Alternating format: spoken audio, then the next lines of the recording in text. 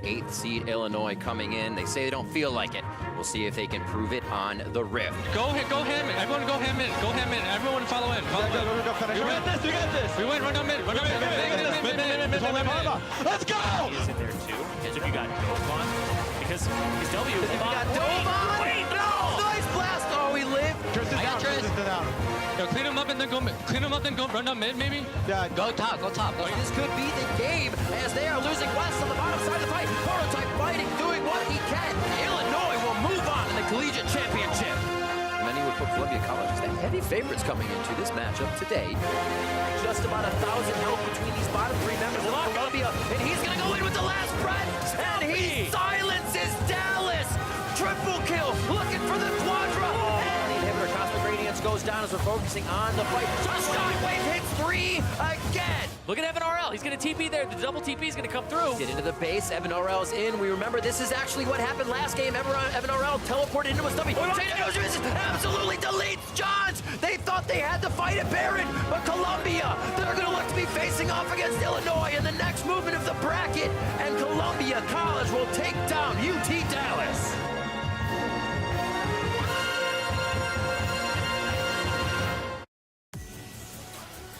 Hello and welcome to Day 3 of the 2018 College Championship presented by State Farm. My name is David Freak-Turley, joined on the far side by Mark Zimmerman and former University of Toronto head coach and current coach of FlyQuest Academy, Gabriel Invert Zoltan Johan. How you doing? Pretty good, actually. I caught the games so far, and I found them to be really exciting. I think even though it's an old patch, that there's a lot of cool new stuff being played, and obviously you heard in the comms earlier that teams are excited, so I'm excited.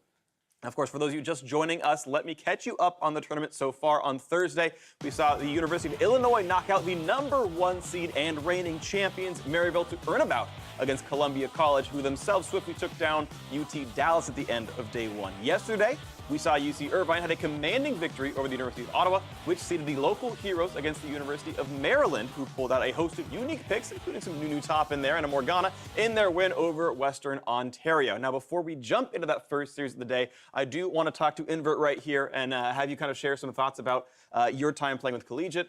Most recently, you were the finalist of this tournament at the University of Toronto, coaching that team. Yeah. And the first thing I want to talk about is the fact that some of these teams and some of these schools have actually fleshed out varsity programs, UCI being a good example of that one.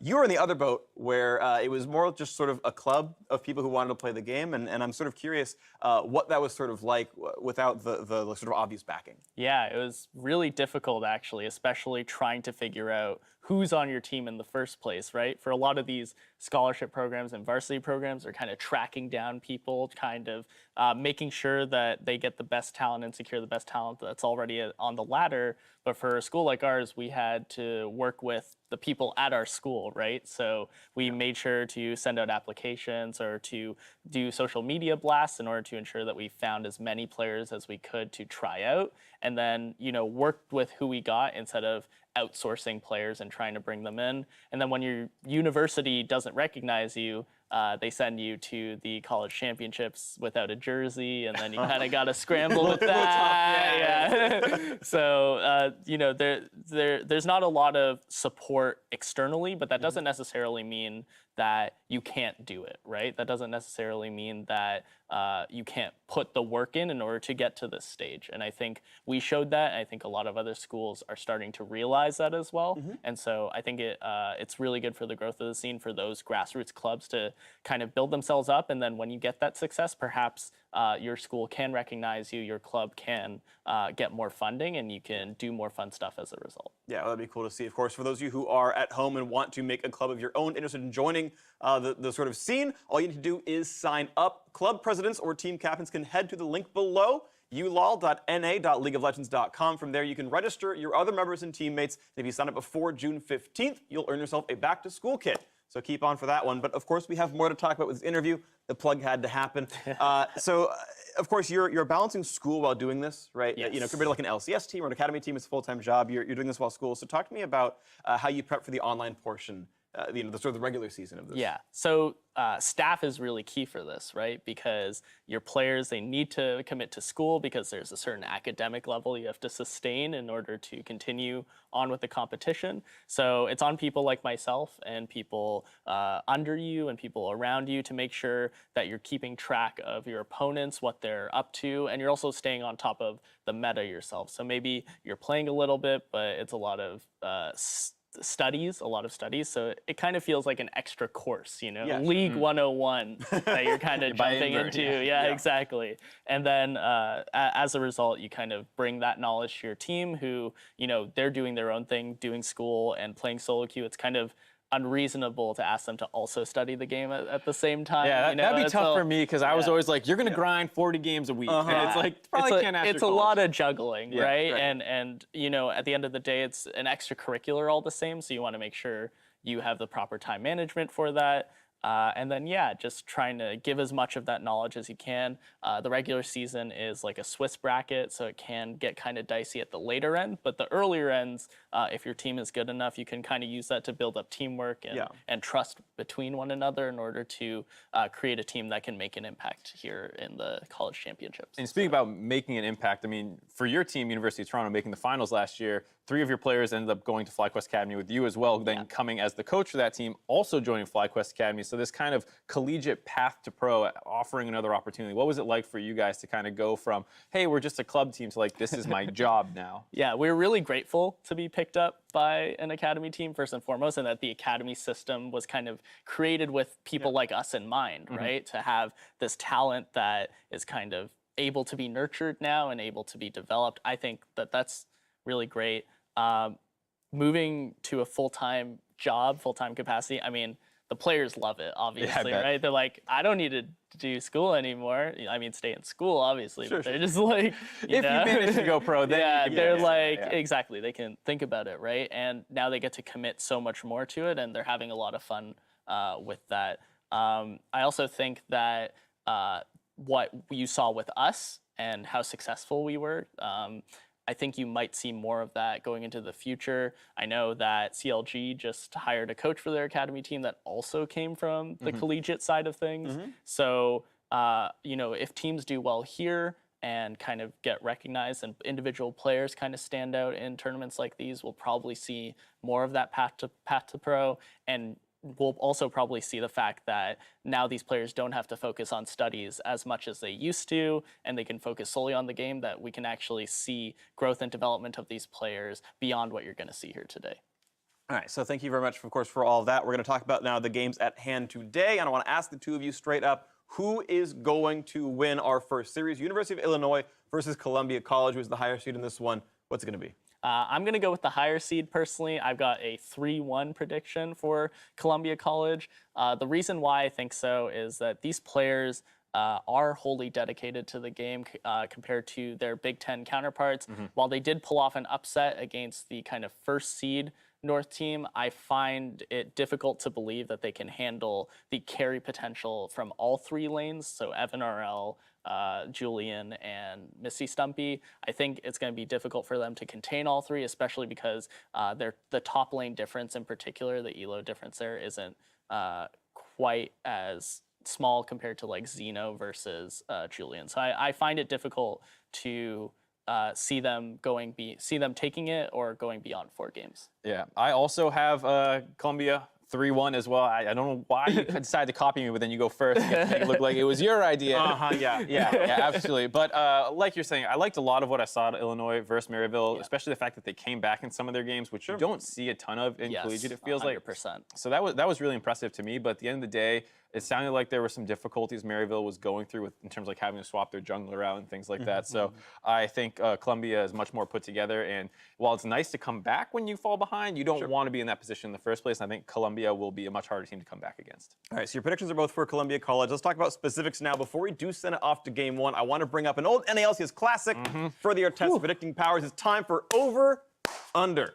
Now, Series 1, total game time of 1 hour, 45 minutes. Now, before you jump in, I want to contextualize that. At the average game time of Columbia College, that would be a 4-game series at 1:45 because they won at like 26 minutes average. So with that in mind, longer or shorter than an hour 45. And it's a best of 5, not a best of 3. I went over. I think that these games will be pretty close for the first couple, and so they might go 30, 40 minutes, and then the third, fourth might get a little crazy and go under 30, but I'm still going to go over 145. I went over as well. The fact that Illinois was able to come back in some games, plus like we're both predicting not quite a 3-0, over sounds pretty reasonable. Well, I don't get a graphic, but I'm going to go under. I actually think it'll be a 3-0, and they'll do well. Yeah, but you can listen to me, and now you can know that when I'm right, I was smarter than the two of you. Next up, best KDA from Series 1. We're putting the line at 15.5. For reference, as we can see, Zeno, Buck, Zach, Evan RL, and Dean all had 15-plus KDAs there. So there were a lot of really high ones, which were putting the mark really up there. I went under. I think that there's going to be a lot of kind of feisty scraps in the early game and kind of close games as well. So closer games tend to have kind of less of an ability for someone to pop off. So I'm going to go for under as a result. Same with me. Same reason as the previous one. Probably won't be a 3-0, quite like the other series were 2-0. So if someone loses a game, you go 1-5. Your KDA is pretty much ruined for the series in terms of getting over 15. Yeah. Okay. Well, we'll see if you guys are right about that one. I'm going to pass the buck and not vote on this one. Next one is the number of Drakes picked up. Come on now. Okay, over. I'll go over. You say the opposite of us. I said 3-0, so over, and I'll be right twice. Series 1 Drakes, 7.5 total. Once again, this number sounds low, but throughout the Collegiate Championship so far, we've only had 1.7 per game. It's about half what we normally see in the LCS or at MSI, for example. So 7.5 Drakes. Will we see 7 or 8, on either side? I said over. When I combed through kind of the VODs of this game and looked at what people were playing, people are busting out Nunu top, but also Nunu as a jungler, and all these early game junglers that can take Dragon really quickly, like Skarner and like Trundle is a really popular pick right now. I think this can go over if people focus on those early game jungles, get that bot priority that can actually allow them to roam up and take early dragons. It also depends on dragon RNG, right? Like how important are these dragons Team's gonna ignore Cloud Drakes. Exactly. How important are these dragons actually going to be for people? That is yet to be seen. So I'm going to pray for RNG on this one. I'm going to go with over. I'm actually going to go under. We're finally split on something here. All right. And I think you can make the case that like a lot of those games, like we said, were 2-0s, and you're kind of stomping, and Dragon can sometimes be a little bit of a tempo loss if you're running over them anyways. Yeah. So you could make that argument if you want to say over, but for me, I just don't think the teams do a great job of prioritizing it, and they focus elsewhere on the map. And so I expect that to continue. Even if it is a 4-game series, like you said, 1.7 average still puts you under. So I'm going to take the under. All right, well, I'm going to take bold prediction here. Exactly 7.5 dragons will be killed during the series. We'll see if I'm right. How you kill half a dragon. Someone will be like hitting the Shavana dragon. will be killed once during this series. She's a half dragon. I win that one. All right, it's time to toss to the casters. Riven, Zyrene, take it away. You're wonderful people. Thank you very much, Freak, and welcome to our first semifinal of the weekend. I'm Rivington Bism III, and hosting the kegger after today's games is this guy right here, Aiden Zyrene. Everyone's invited. It's not invitation. I'm inclusive, so hit me up in the parking lot. There you go. Let's get things going by looking at the starting rosters. On the blue side, it's going to be Columbia College. That means it's Stumpy in the top lane. Jungle is Buck Zach.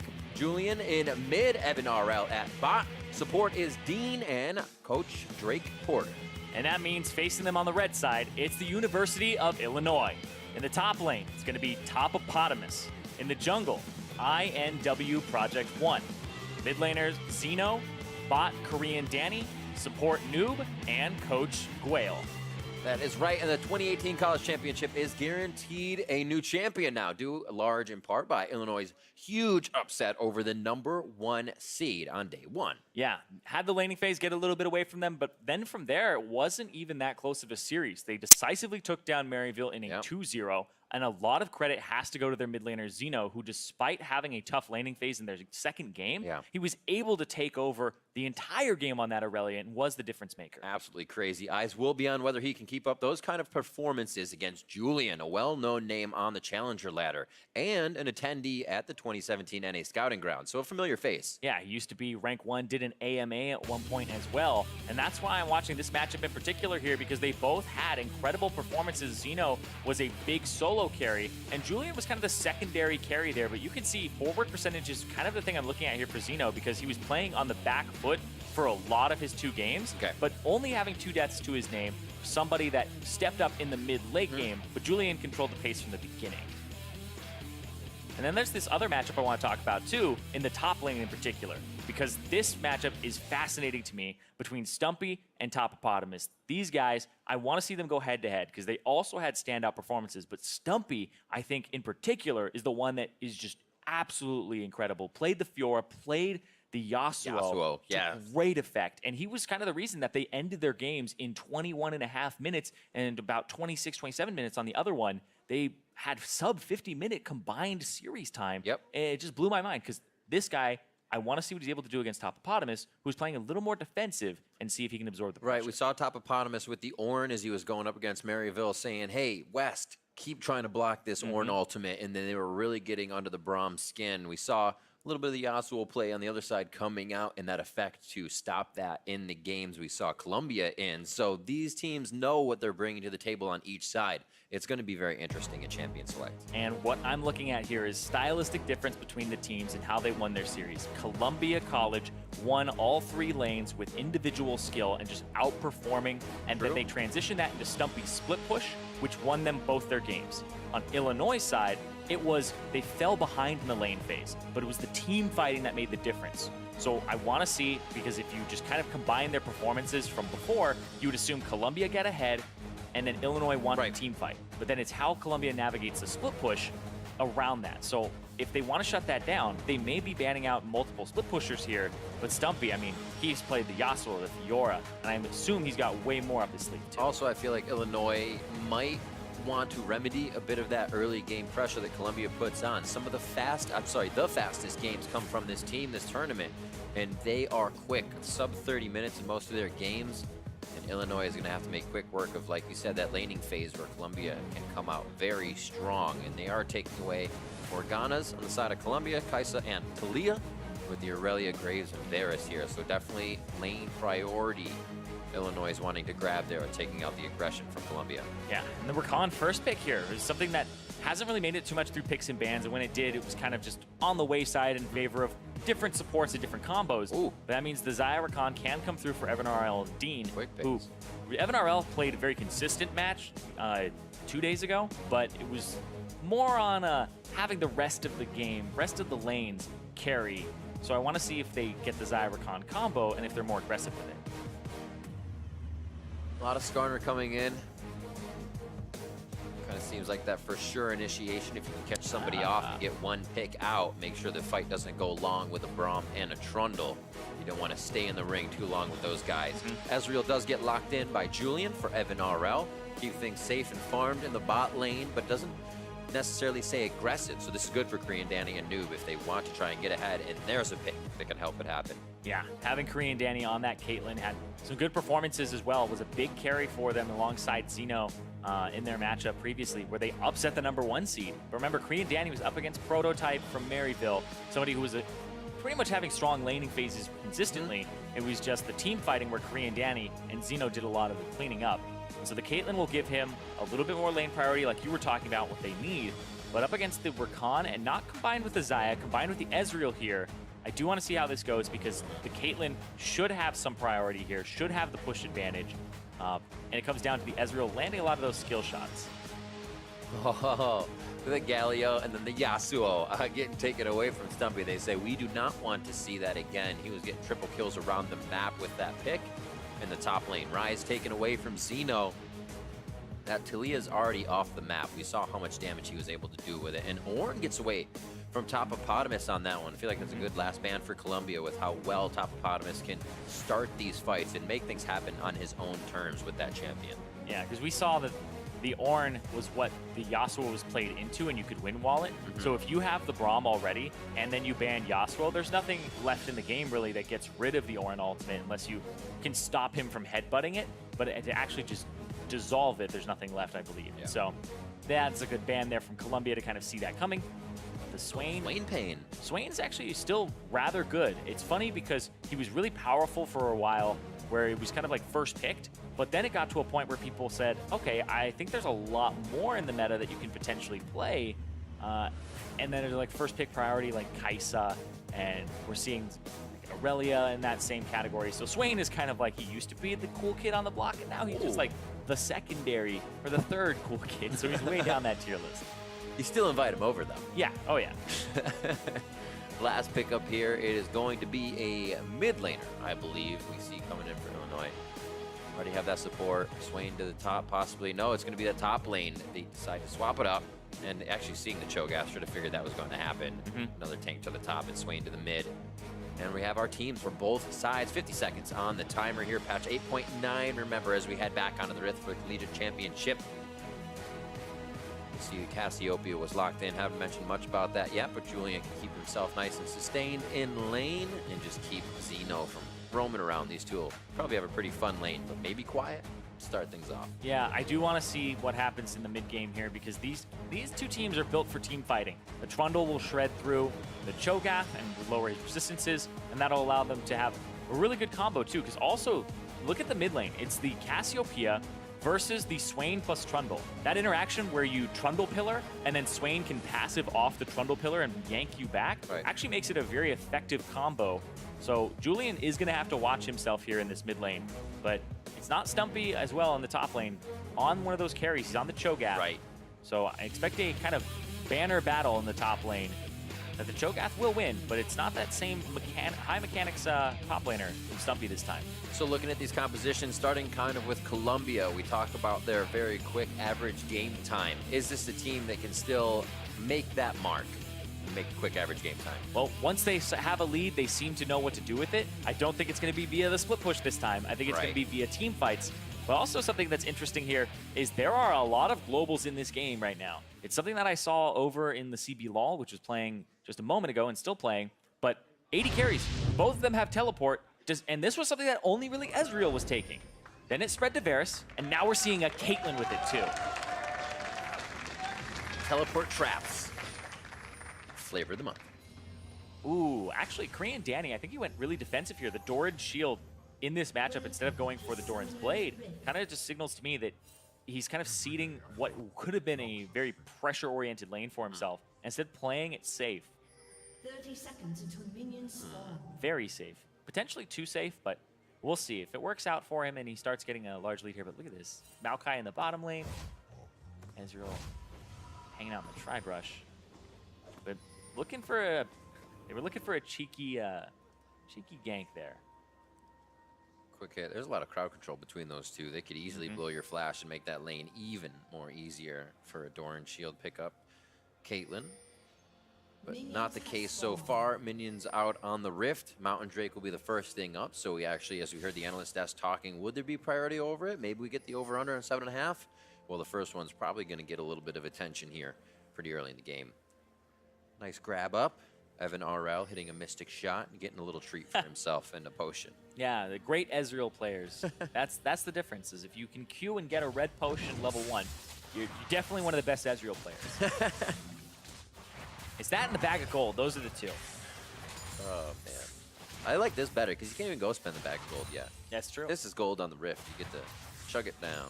Yeah, it's 10. It's And 11. Sorry, more. it's 11 AD at level 1, which is a huge difference. So if he pops it and starts going aggressive, it can actually make an enormous amount of difference in that lane if they go for an all-in. Just a bunch of Qs back and forth. I think everybody has Q level 1 in this lane right now. Oh, great. Attack, damage, and hits. Almost gets the concussive blows to hit, but Noob does not follow forward. So starting things off, Korean Danny feeling good about that damage as they just go back to farming. No one trying to kind of step too far forward here as we start things off on the day. Kind of shaking off the cobwebs, get going. Yeah. Down bottom, it looked like level 2 came out about the same time. Of course, the Relic Shield lane will typically get it a little bit sooner. Just so you can pop a minion, get rid of all that HP. Evan RL and Dean. I think this lane is actually slightly pushing for them, so Korean Danny, they could freeze if they wanted to, or play defensively. But I think they are actually in a good spot. I think what Caitlyn wants to do is just kind of bait them in, but hold on, here's the combo maybe. Killer, boom. There's the grab back. Julian not looking too good on this. He actually can put the damage onto Zeno, but he wants to get on the other side. His minions give him a good wall of protection there that would have damaged Project 1. But now the flash on mid lane. Great pressure coming in from Illinois. Yeah, and that's what I was talking about, the pillar into the yank there from Zeno. Didn't actually land, I believe, the pull on the way back from the Swain. So didn't get the enormous lockdown on Julian. He kind of got to hold on to his flash for a little bit longer. But that is the flash still down. I mean, repeat ganks are still a very real thing, which makes it quite easy to land that E from the Swain afterwards. Especially before Julian gets 6. Cassiopeia just slithering around. Very easy to take down with a pillar coming in from Project One's Trundle. Playing the bottom side of the map where he has some vision now, so he can be safe, but also you kind of give the other team information of what's going on. Bucksax will re-enter. Probably had top side before he goes for his Krugs as we get a little fight bot lane. Dean getting back for the defense, and nice job for the continuation on that. There's only a few minions they have to walk through, and continued damage from Korean Danny. Lane priority here to Illinois. Yeah, he's doing a fantastic job here. The Qs landing from Noob, and then just the combo. They had the lane kind of pushing towards them, which is where you want it to be as the Caitlyn, because you're going to be able to win a lot of these range trades. You force Ezreal to walk up, and then he just eats a boatload of damage. As you can see, Evan RL with the teleport, able to get back to lane and get that tier very early on. And not miss out on any CS either. So I was just going to say that. Should be able to nicely pick these up. Dean can grab a few for himself and get towards his upgrade for his quest. Becomes difficult if you're getting pushed back in lane, so it's always good to be able to get back and get those certain amounts of gold so you can get vision on the map. Columbia College uses that very quick to keep pushing forward. Keep Stumpy safe, but like we said, this is one of those team fight games, so we'll see if that vision game for them changes a bit. Bramble Smash, Topopotamus, very slow farming up here. I'm sure both of these guys want to actually fight, but you got to do what you got to do. yeah, you gotta do it for the team. I know Stumpy wanted to play more carries. We saw him earlier when we were getting into makeup, and he was saying, got to play the Yasuo. I want to play Yasuo again. Wants to play more. They threw 2 bans towards him, the Aurelia as well as the Yasuo. And then it was the red side for Illinois, so you had to kind of worry about counter picks and whatnot. It's interesting to see if it'll happen the other way too, because Xeno has a pretty terrifying Aurelia. So once they get on blue side, that is also respected. A bit of a shared champion pool between different lanes isn't something you always see going through the different updates to the game. Tears trough, if you will, for Julian and Evan RL here as they stack up. Probably not going to try to put too much aggression on the map, knowing their power is lacking at this point. But the vision is being pushed forward here from Illinois. Much more pink ward vision down towards that dragon so they can keep control of this possible Mountain Drake. And you have to worry about Julian a tiny bit. Without the flash, easy repeat gank for Project One as well as Xeno. And you also have to worry for the rest of your map, because if your mid laner is falling behind and being pressured in, then that means the rest of the map, because this guy has teleport, is at risk. And so if the Swain gets to roam, there's no way the Cassiopeia matches. So it puts your side lanes at risk. It's why mid lane is one of the most important roles and has always kind of been the one that was in charge of wave clear, because you're central to the map. You clear waves faster than the other person. They have to play League of Legends underneath their turret, and then you get to go to other lanes. And that's why TP started getting picked up too in the mid lane a long time ago, is to try and match that and make it so you aren't just completely outplayed when you get pushed in. Project One, early dragon for himself. Tiamat on top of his machete to start things off as he gets Scuttle Vision as well. And that priority pickaxe bot lane, and you said for mid, dragon is theirs. Yeah, it's funny because I want to talk about the Tiamat a little bit, because this was something that Trundle didn't do in North America. And I was talking with, I believe it was Spawn about this over at MSI, and he was like, yeah, I thought Korea does it too. It's like, look at the games, nope, nobody really does it. And then the LPL came in with it. They spent money on Tiamat, and then everybody goes, oh wait, Tiamat's actually really good on Trundle. And it just actually kind of changed how people built Trundle so that they could farm up their Raptors faster and actually just keep up with power farming junglers like Olaf and Skarner. So I like the adaptation here, and you can see he's actually at that really good CS point right now. 46 to the 39 in the jungle for the Trundle. So he's off to a great start here, and he's already secured the Mountain Drake, which will help Illinois a lot when they get to the mid-game. And like I said, I think this is a game that's going to be decided by mid-game, because Columbia College, I don't think they have dominate lane champions, and both teams are built for team fighting. Well, we already got an Infernal next, so somebody's going to be fighting for it. I'd like to see that. A lot of these Drakes are going to take priority on the game. 8 minutes on the clock right now with just that 400 gold lead in favor of Columbia College as they start things off around the map. Good pressure. He's going to have to actually... I don't think... Oh, wait. He'll continue his recall because he has teleport. Ah, okay, never mind. He's going to wait for more gold. Okay, I said you could. Potentially just like the meta changed and now everybody has TP. Usually that would be just an awful back. But it's one that he could actually opt into if he really wanted to.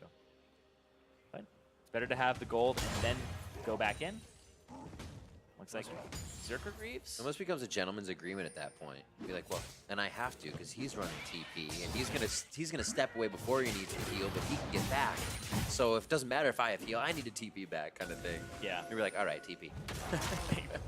That's how top laner's been doing that for years. Yeah, exactly. You shove the wave, I shove the wave. And are you using done. TP? I don't know. Neither of us use TP. Just walk back to the lane. It's fine. The little things are funny to kind of pick apart. Good dewarding here so far from Columbia. There was a lot of control from Illinois on both the top and the bottom side. Oh, yep. Something's fishy. A little too quiet. Ooh. Looking for the vision of Empire. We cannot get it. Yeah, that was a Flash, though. Yeah, that was a flash, and Project One threw down the Trundle pillar. So it looked like Buckzak immediately was flashing that so he doesn't get stuck, and also so he doesn't get pulled back by Xeno. Looking to push the lane here and kind of get a little bit of breathing room. They have good vision around, so he knows he's not getting attacked. His flash is up. Julian's has now come back up. Nice grand entrance. Battle dance back to draw a little bit of aggression and make Korean Danny feel the pain here. Relic back up with that HP as Noob gets in for that heal. I like the ward control here from Illinois. Actually, a bit better than on Columbia College's side. And you can see both sides of mid are warded for the Swain, so he gets to play more aggressive if he wants to. He can actually just walk up, and I think it's really risky for the Cassiopeia for Julian to walk up without control. Got him. Will they be able to get it, though? He's got a 6, and he's got shield. This is the one Braun can escape from, but so much crowd control locks him up. Teleports are going to be coming in at least one from the mid lane, and that's Xeno doing what he can. They do pick up Dean very nicely to turn things around in the 1-for-1, but that gives Xeno a little bit more for mid lane. Can Julian retaliate, though? Yeah, I actually think this is better for the side of Illinois because sure, you got first blood, but it was split across two people who actually need the gold. The 400 gold went to Dean, and then the other 200 went to the Skarner and went to Evan RL. Whereas Korean Danny's actually ahead now because he got the full kill credit for himself. So definitely better to have it on the ADC than to have it on the support. And he gets his Zerker Greaves, too, on top of that pickaxe. Good damage there. The pullback as well for Never Move. Turret damage going out huge on the Project One.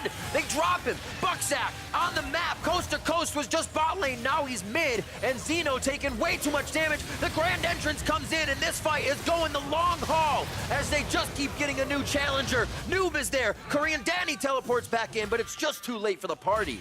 And everybody disengages. Yeah, top bottomist looked like he wanted to TP in, cancels his TP, and so we're going to have another look at that bottom lane fight one more time. Buckzak went in, got the suppression, they get the charm, the knock up, then it's the stun from the Skarner E onto Noob, but a good counter there with his dying breath.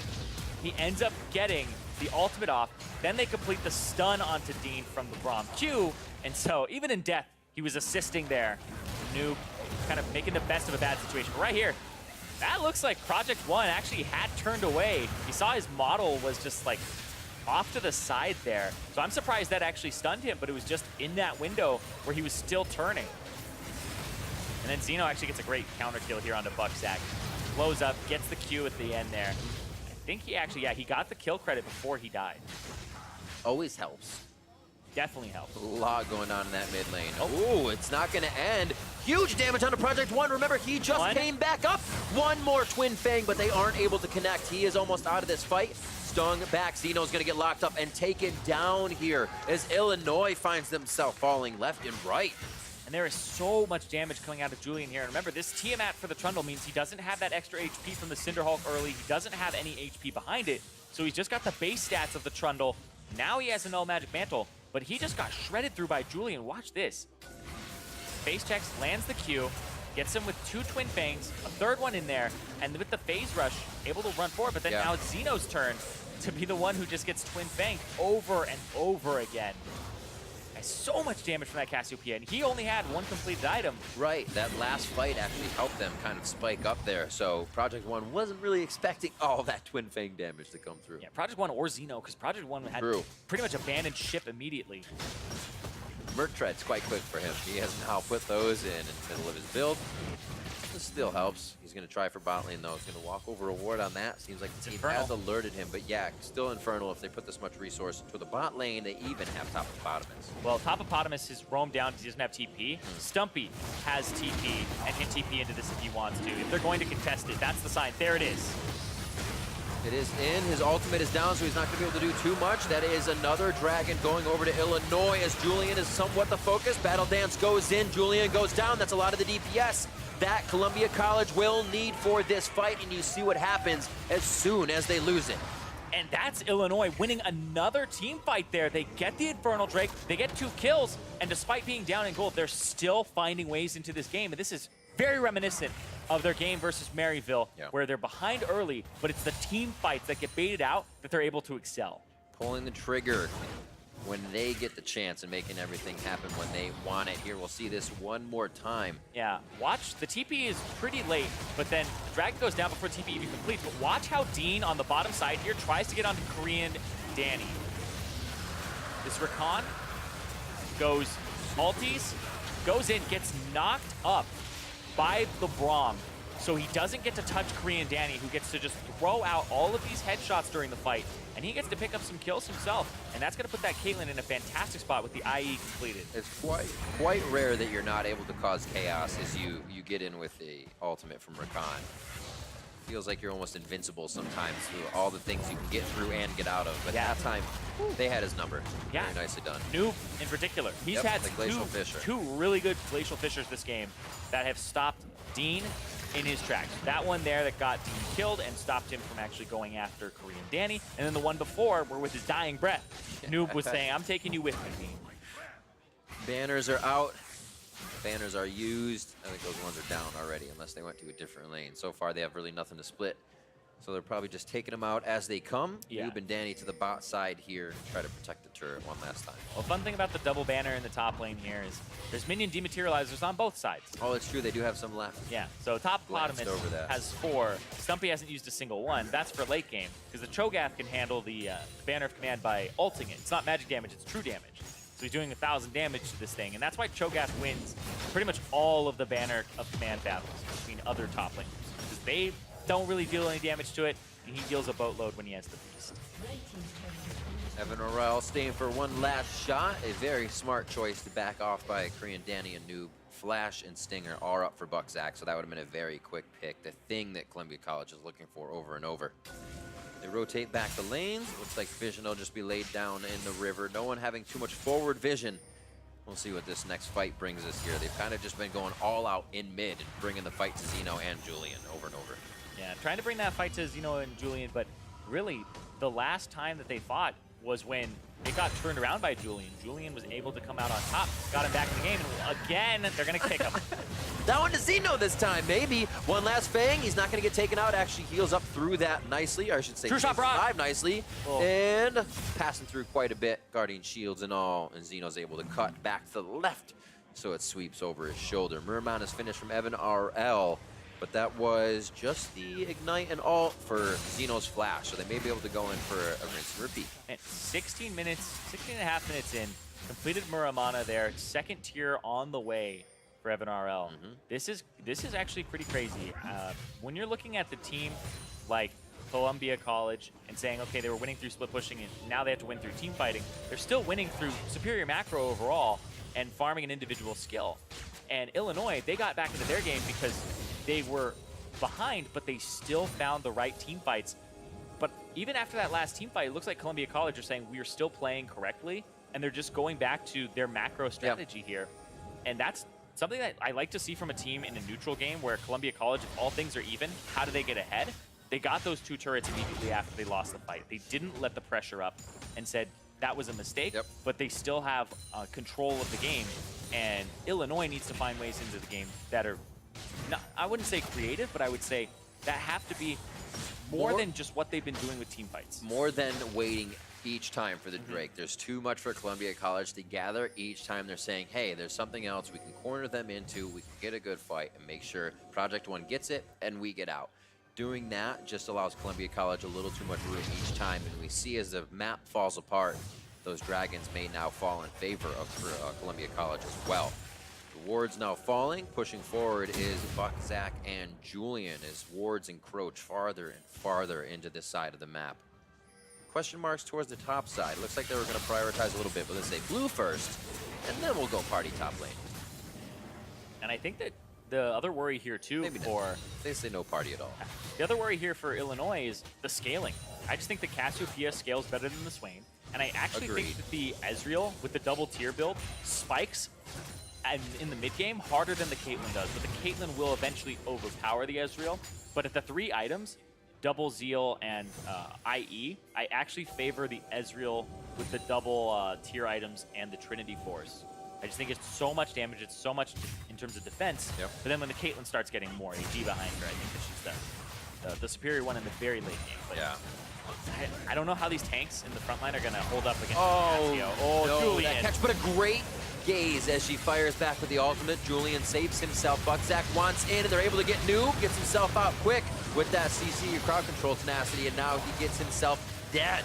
They lose Buckzak as well. Stumpy's getting turned on. If Dean can get into the fight, get that gleaming around, and very nicely done. Charms up 3 members. Korean Danny firing in from the side, though. Look at him, he is currently untouched, and he's been trying to hit the front line. Very, very tanky people so far.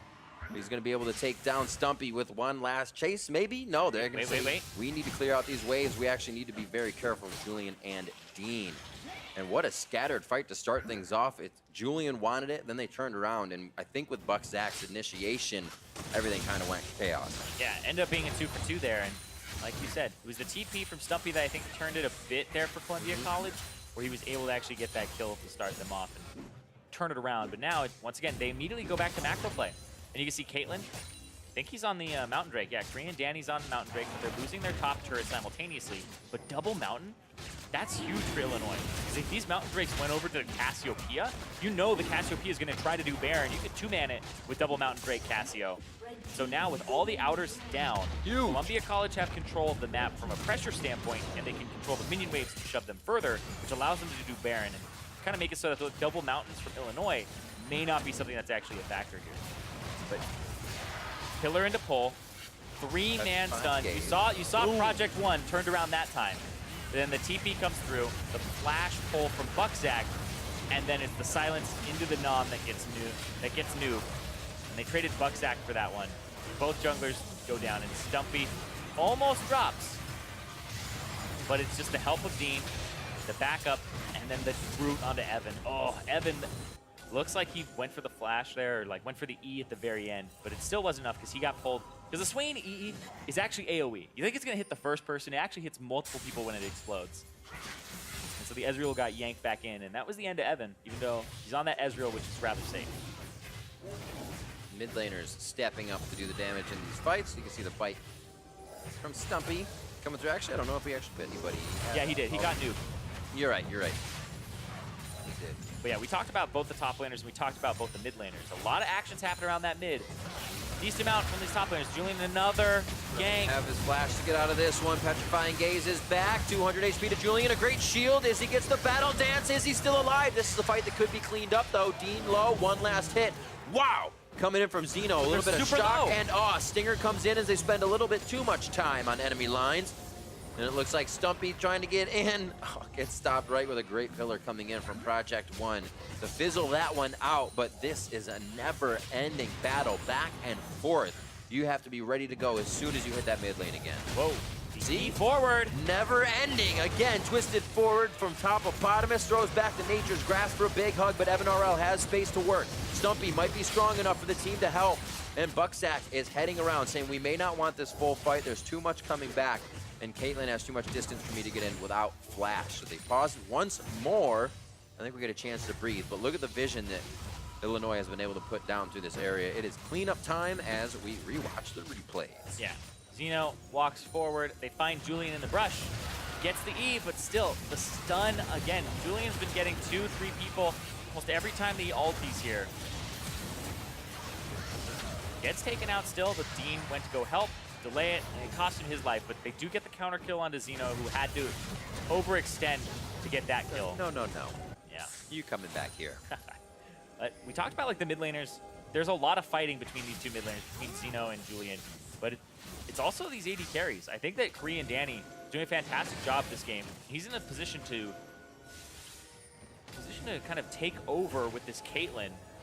Looking at his build now, he actually kind of deviated him. He's going for, I believe, a QSS third item, which is actually going to make him pretty weak in the face of the Ezreal, which it has that second tier halfway stacked up. So I'm looking at about a 26, 27-minute triple item Ezreal is what I would expect. But it's going to be much longer for the Caitlyn to get to that second Zeal item. Question was, could Zeno put up the same plays as well as Julian? Could he stand up against that? It seems like it's coming down to it. They hit Zeno with a few bans in mid lane, back to the Swain, still being able to put out a few roams and pressure for the team. Korean Danny to 3-0-4. Almost able to put out that damage, but also eyes on his counterpart, Evan RL. A lot of damage, as you say, that last item coming through for Ezreal. If they keep him protected, as well as Julian hitting these ults, they have a lot of damage to continuously throw in these fights. Yeah, and there's the QSS coming through from Korean Danny, Noob, and Zeno. It's all about making sure the Skarner tax is paid. The QSSs are there. It's true. That when Bucksack flashes and ulties, he's going to have to go after Project One or Top Potamus, which, hilariously enough, are actually his most likely targets, because they're the two melees that want to be on the front line. The Braum still, he does want to be on the front line as well, but these other ones are kind of bigger ticket ones that can't get away once they're in. You pull the Trundle in, he's in. You pull the Braum in, he might be able to get out, put him in a position where he's already blocking, etc. But still, it's like the two most likely in terms of like priority. You're probably pulling the front line in. You always feel bad as Braum when you're using your shield to just kind of protect yourself. You're like, oh, it's only for me. Oh my word. Well, they get the cleanse out there first. As we said, the shield is for the team though. He can stay there, and a little too far for Dean as his grand entrance is shut down. They can no longer battle dance the fight on Zeno. He goes down quick. Great shots from Evan RL and Julian. That was the focus right onto the middle DPS. Topopotamus falls next. Korean Danny's on the back line, but he is shooting steel walls at this point. Stumpy's hardly taking damage, as well as Bucksack. And Evan RL and Julian are making quick work of health bars. Yep, and I think they have the Cassiopeia and they have the Ezreal. It's time to get that Baron. Columbia College, they're going kind of for the jugular here, saying it's time to get that Baron. They're the ones that don't have the Mountain Drakes. Columbia College has those fast game times. This is what kind of escalates from that. Shows it 5-minute Baron. Yeah. Wasn't just a fluke that they had fast games. They know macro. And this right here, I thought it was going to be a very clean fight for Illinois. They don't have the Swain there, but the pull, the QSS, but watch Dean goes in, doesn't quite get Korean Danny again, and he just gets popped. And so they continue fighting here. Noob doesn't really hit anybody with it. Drops, and they pull in Julian, but he still gets the ultimate off. And everybody is just pounding damage, and Julian is untouched because he got that great ultimate off. And then Evan RL is just slinging damage that whole time on top of it. Now he's at that 3-item spike. Yeah, those two big damage dealers did so much in there. Julian's positioning, that's what makes you one of the top challenger players. Yep. This guy hit rank 1. That's not something that you do from, just duoing or, having your role be strong. Yeah. He's got really good positioning there. I saw it on the side where he knew his limits, where he was pushing himself and saying, I can be here with no front line in front of me, off on the left side of mid, pumping out the damage, and that's what makes the difference there. It's good for him, and it's terrible for the opponent, too, because they have to put themselves in an incredibly dangerous position just to even think about attacking him. Exactly. And it really works on both ends. And it's incredible because he's doing that, and it means that he doesn't really necessarily need, like, the best team behind him, right? Well, a lot of people are like, I can position forward when my front line is there, but he's seeing those opportunities. And that's almost like that solo queue mentality, right? If my positioning is good relative to my team and they're blocking for me, we can win this game. But if you could find those things without the team, then that's what's going to carry you in those games and make it so you don't rely on just having good teammates. So I'm seeing that from Julian here, seeing the maximization of his DPS on this Cassio, knowing how to play forward. Woo. It hurts when you feel like your poke is almost healing the enemy champions. There's some good damage onto Julian. That's what they want to see. The redemption comes out, though, from Dean. They stay safe for now. Bucksack's going to spread a little thin here. Almost gets himself caught. That was an interesting escape. But they have control of the jungle. It seems like they're trying to kind of reel in University of Illinois here to see if they'll make a mistake. But they're staying safe inside the base. Yeah, remember they used to break the base open by baiting Baron and having split push simultaneously for Columbia College? Right here, that's going to be the side wave clear for Evan RL, killing the caster minions on the top side of the map, which is not going to actually be a full push to the turret, just a little bit closer. And they're kind of going for 2 to 3 lanes pushing. And it's rotation down bottom. So Stumpy back on split push duty right now will threaten the mid turret as well as the rotation. And that's some good damage. Top Prod is taking a lot here. It's the Ezreal with 3 items. Evan RL taking a little bit more than he would have liked for a second. Good hit onto Julian, no chase there. They know they have a petrifying gaze looking right at him if they try to chase. And they'll back off. Summoners are looking at Stumpy's flash, Buckzak's flash down, and everything except for Project One's flash up on the side of University of Illinois. So a lot of possibilities for plays here from the damage dealers and tanks on the side of Illinois. Man, that is a low cooldown on that True Shot Barrage. It's not even level 16 version, but It's going down. Seconds. It's going down. And he keeps throwing out those Qs. Yeah, he's got the 20%, or sorry, the 40% CDR from the 20 from Trinity, the 10 from Seraph's Embrace, and then the 10 from the Ionian Boots of Lucidity. So he's already at 40% with those 3 items. Yeah, the macro game's just been on point here. Now they're at a 10,000 gold advantage, and they haven't lost a turret. Columbia College have all the outers and inners down, and they haven't lost any of theirs. They just have to give up 3 Mountain Drakes and an Infernal, which is how Illinois can get back in the game.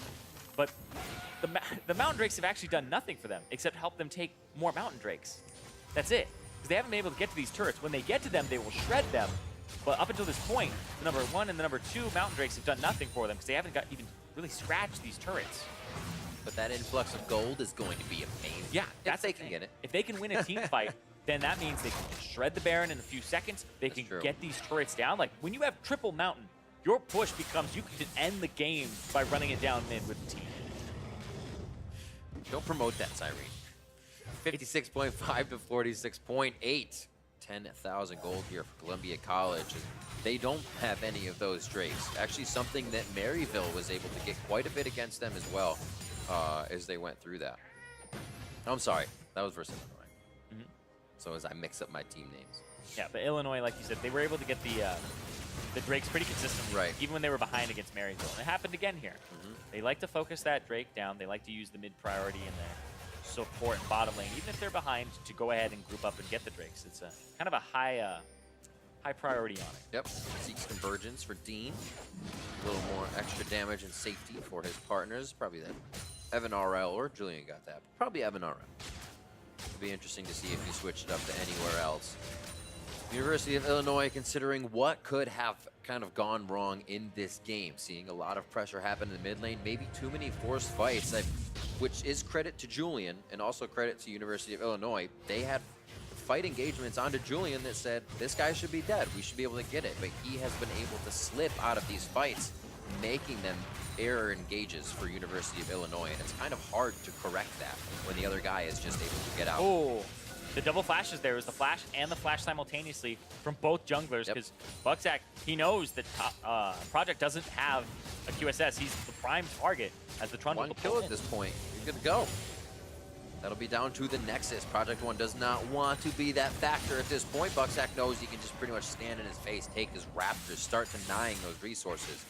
Falling farther behind at this point only is going to hurt so much more. They need to get that one big fight and open up the turrets. I'm surprised that University of Illinois is kind of able to defend outside of their base at this point. Yeah. At bay. But also, I think Columbia College is happy to have them squeezed out a little bit, so that fight is easier in their sense. Yeah, it's where the split pushing is. You don't really have a good split pusher on either team, so they're kind of sending Cassiopeia, they're sending Julian to the top side with no teleport, which means that you spread the map thin, and now they have both of them in the bottom side here, banners of command. About to come back up for Stumpy, but I actually think Stumpy either keeps pushing and uses it. Yeah, he uses it there. Or he saves it for when he has Baron, which he may have in just a few seconds here. Remember, the Cho'Gath will help you secure the Baron. It's like 3 Mountain Drakes be damned. Wait, Buckzak grabs him. Project 1 is back. Glacial Fisher goes across the team. Julian stays alive at the end. Oh, the Q misses, but Zeno still gets the auto attack in. Dean needs to keep Evan RL alive, but also himself as he goes out to the left. Zeno just misses as the Mystic shots are being flung in. Kills on the side coming through as Project 1 falls. Topopotamus 3v1 situation. Force an even bigger crowd as Stumpy re-enters the fight. Topopotamus passive heal almost grabs Dean as he goes down. And Columbia College get the fight they've been looking for the past 5 minutes. Yeah, they've been trying to get something. Now they have a minion wave on the top side. The minion wave on the bottom side is also going to push. So they will break the base here. And there's 30 seconds on Zeno, 22 on Korean Danny. So it's probably an inhibitor on top of this. Luba, what can you do? Playing as much defense as he can. There's a big Bromwood here. Hopefully making sure it doesn't go to the Nexus turrets. Probably won't be a repeat towards the bot side. Timers are coming up, but they do have minion waves pushed up, which means Columbia College has a lot of time to reset, prepare, and get themselves up to that Baron. Maybe not a lot of time. Things are coming through. We see Illinois is moving up towards the top. Moving towards the top to clear out that minion wave. You can see Trundle's even just running past it. Like, I gotta get there. Project 1, I don't think there's a blast cone. I don't think he has flash either. So actually getting in to steal it, he's gonna have to walk around and go a long way. No, he says no. Yep. And even then, it's a Cho'Gath. Yeah, so true. So sometimes it gets so intense in that moment, and you're like, I might be able to, and you remember the So- after fact. Right here, Columbia College, Julian, he gets a really good stun off, but it's the QSSs from both. They pump damage into him. And right there, Dean gets stopped again. Dean looks like he's going to go right on the backline. And again, Nuke gets him with the ultimate. I don't think I've seen a Rakan engage stopped so many times in a single game. And Dean, they're still winning these fights, though, off the back of the damage because they have two really big damage sources with that Ezreal that just has so many items now. He's at 5. Now he's at the completed build. Oh! And then Julian, who dropped off fairly early, but he still did a decent amount. You can see. That's where he steps up. Evan RL in that fight. The Ezreal. Yeah, that guy, he does a lot of damage. That's going to be on Illinois' side soon. This graph is going to break. I would actually be great if the graph could go over and like into the enemy's territory. But yeah, he just does so much damage. He's at 6 items now, and there's still kind of a half and half item for Korean Danny. USS and the last. Whoa! Stumpy caught though. Stumpy very caught. It looks like he tried to get a little help from Julian there. Is that Petrifying Gaze? Yes, it is down. A very good bit of breathing room here as Illinois may be able to move a bit. I don't even know if they get breathing room because Columbia College gets to put pressure on the bottom turret. There's this gigantic minion wave on their Nexus turret. Nexus turret. And so Topopotamus, he has to back. He has to try and clear this wave. I think he might lose turret. He does lose turret while sieging. Boom. They're still losing them. They're still ceding these objectives. Or I guess losing these objectives in their face. So watching Stumpy go down, my eyes were drawn to the bottom with all the chaos. And they were like, yeah, because we have man number 6 on the top side playing the Nexus turrets. They know exactly what they're doing, playing off the ball perfectly here. And that ball has been the minion wave on the top side, all ready to enter the base again. So that's going to give Illinois something to think about here as they are multitasking to keep this base alive in every single lane. Yeah, it's kind of like the whole house is on fire and you got to put it all out. You even saw TP was coming back right before this replay started. Stumpy walked up, doesn't have vision control, even through the gargoyle stone plate. It's like, I gotta try something. There's the Petrifying Gaze. That time it only stuns Topopotamus. Yep, it was a TP from Evan RL to actually get back out on the map. So he's just constantly trying to keep this pressure up. Make sure that the team has the momentum because they've hit level 18s on both Evan RL and Stumpy and close for Julian, but still level 16 for Korean Danny, still 16 for Zeno. And Topopotamus just hit 17, so you don't get much stronger than this for Columbia College, especially for Evan RL. There's still 2 items to go for Julian, but Evan RL with that 413 CS, he is not going to get stronger at all from this point. Absolutely gigantic right now. What does he have? 18,000 gold to himself. Korean Danny has 15,000 right now, so quite big pockets here for Evan RL.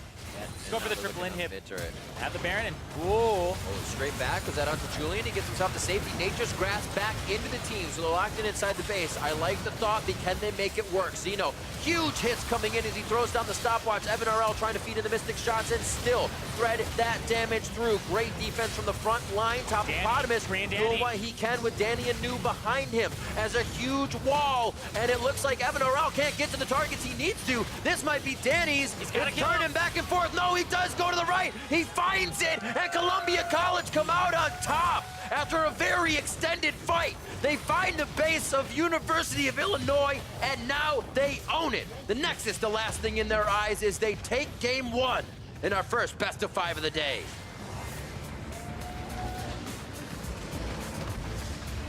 And Columbia College, they're going to start the series off on the right foot. That game, they were owning the lanes at the start. They had a bit of a fumble, but they never fell behind in gold, really, because their macro game was on point. Came down to some team fights, and then they were very far ahead. They got the Baron buff consistently. They seeded Drakes, which puts them in a little bit of a spot where they're, you can worry about it. But the performances from Evan RL to step up in that mid-late game after the laning phase, and also Julian, because he got ganked multiple times, had the turnaround happen, and was really the big kind of focus here, I would say, because the Swain Trundle, that's not easy to deal with. He was able to fend off as the Cassiopeia. A really interesting thing to look at the damage graphs here for 37,000 for Ezreal and 33 for Korean Danny, which kind of says, it was those last fights where it was Evan RL that was able to find those shots there, capitalize on that last bit of gold, and capitalize on the win. Yeah, at that final fight, it just looks like Korean Danny's just going to be able to just push damage into the Cho'Gath, push damage into Stumpy until he dies, but he's just not falling down, and Evan RL is too far in the back to actually deal damage to, so he never gets to have that Caitlyn range advantage play into it. And that was really just kind of, you saw the micro there, despite it being a 3-on-2, they were able to come out on top and end the game with those two members still alive. So now we're going to swap things up, may possibly get them on the different sides depending on what the choice is from the teams. But looking at Zeno, got to that Swain, but also Julian got to the Cassiopeia because both teams said we need to ban out mid laners. These guys are going to help carry, and we saw a lot of that from both in the mid game. Yeah, and I like that. Zeno, though, it was a little bit of a lackluster performance compared to what he had before. For sure. But I think he almost ran away with the game off of the first few ganks. I just wanted to see more in terms of the repeat ganks there from Project One. But they were ready for it. They turned it around a few times, and then the wind is out of your sails at that point. Absolutely. Well, we'll hear more about that game and how Columbia College took game one. Let's send it over to the State Farm analyst desk. Thank you very much, Riv and Zyrene. Let's talk about this one. A slobber knocker of a game one, honestly. Considering I called the matchup 3-0, I thought it was going to be more of a stomp. This one incredibly, incredibly close. Champ Select, I think, was interesting as well. As we started watching it, we saw the Cassiopeia into the Swain, which is a good matchup. And then I know you mentioned, Invert, you want to see a different last pick instead of the Maokai. Yeah, so what we saw was the Cho'Gath blind from Columbia College.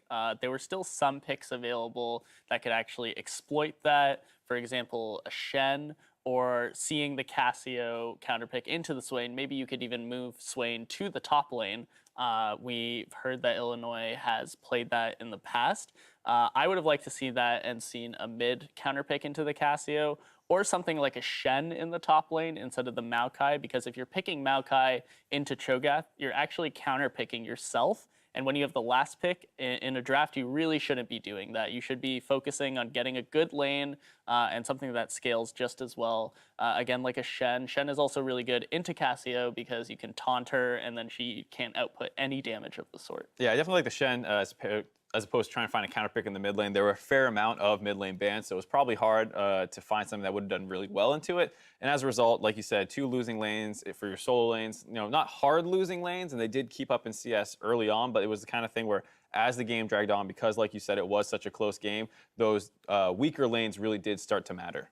Yeah, it's just as the game got stretched out, it started to go really well. We did see a lot of skirmishing in the early to mid game, of course, and our first replay is basically a whole bunch of stuff going down towards the bot lane, into the mid as well afterwards, but it's basically a flashless Skarner able just to walk into a Braum. Yeah, I want to talk about Illinois' kind of game plan going into the next few games. They blew a flash mid and they blew a flash in the jungle, and you see the Skarner ganking without flash, right? So not only should it be incredibly obvious, but the Braum has flash and the Braum has W to actually react to the situation. They're on land, they're on like the 8 ping, they should be able to do that. And you see here an attempt in the repeat gank in order to make sure that they get this Cassio, but she actually has flash up when they're doing this, right? So what actually ends up happening is that they bait themselves into a really bad fight. They're lucky to get out with a 1-for-1 just by virtue, or 2-for-1, sorry, by virtue of the Swain blowing up in their faces. But, you know, Illinois, they made a lot of good moves early in order to blow those flashes. They trade jungle flashes, which is way better for the Trundle than it is for the Skarner,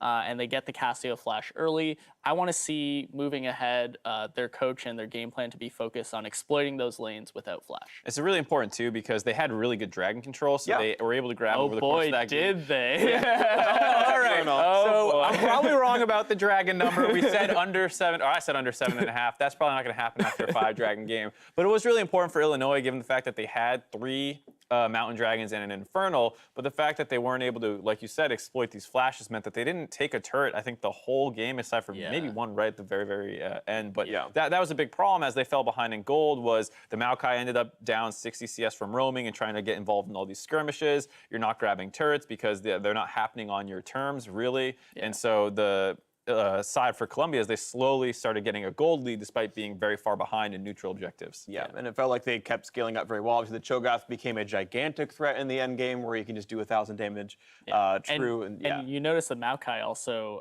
just by virtue of the bad matchup, his tank stats didn't scale as well, so Colombia could actually front to back and just kill the Maokai way too easily. Yeah, and that like compounded also with the Skarner pick forcing QSS buys on the other team. Exactly. So it was really hard for the side of Illinois to keep up with these kind of mistakes they were making. And when we saw it finally crest over towards Columbia College to win, we have a replay to show that one right here. It's starting to get 25 or so minutes in, turns into the Baron, and it's just too many stats now. Even though a flash Skarner goes on a QSS. Right, exactly. That's what I was going to say. Is this fight did not start great by Columbia. You see Dean drop very early on, and then Illinois continues to walk up to try and force it, but they didn't quite have a ton of engage tools. The Braum and Trundle are great picks, but there was not much for it to really start the fight. And then the Cho'Gath, he just is getting pelted relentlessly, but not much to really actually kill him because Caitlyn had to go QSS, the Swain had to go QSS, Braum also had QSS, and that puts them even further behind when they're already down 3 or 4K about when that fight happened. Yeah, not even Trundle helps with that, even though it steals resist. Like, you're just not able to pump out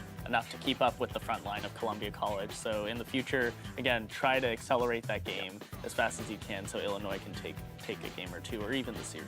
All right, so as we turn our attention a little bit towards game 2, just informed University of Illinois did choose blue side for themselves, so we'll swap the sides here in this one. I know you mentioned trying to punish flashes more and maybe have more of an aggressive mid-game. What do you see coming out of game 2? Game 2, I think Illinois, the strategy was working, right? Early game, it was very solid. Their lanes were holding their own despite the kind of double counter pick. Again, it's just about being the aggressor, making sure that you know you have the advantage and not being scared to take fights. They're on stage, so obviously there's a little bit of potential stage fright or land jitters or whatever you want to call it. Sure. But just making sure that you're able to say, like, be the same team that you were going into this tournament, that you were when you were playing online, when you were playing solo queue. Be the same kind of person to say, like, I can be that go button, I can make that play. I want to see that out of Illinois this time around, because even though they were taking dragons, you know, that Infernal is a great example of them just being like, we are pulling the trigger and I am going to Maokai ult this Cassio and we take 2 for 0 and an Infernal. I want to see more of that coming out of Illinois, because I think they can, if they become as proactive as that situation, they can take this series. What do you think about going the blue side here? And I know this is not the patch you've been scrimming on with your academy team. It's a pretty different game. We've been talking about that. Yeah, social media has been. So I know it's not quite what you're used to seeing recently, but do you think one of the sides has an advantage here, which is especially interesting with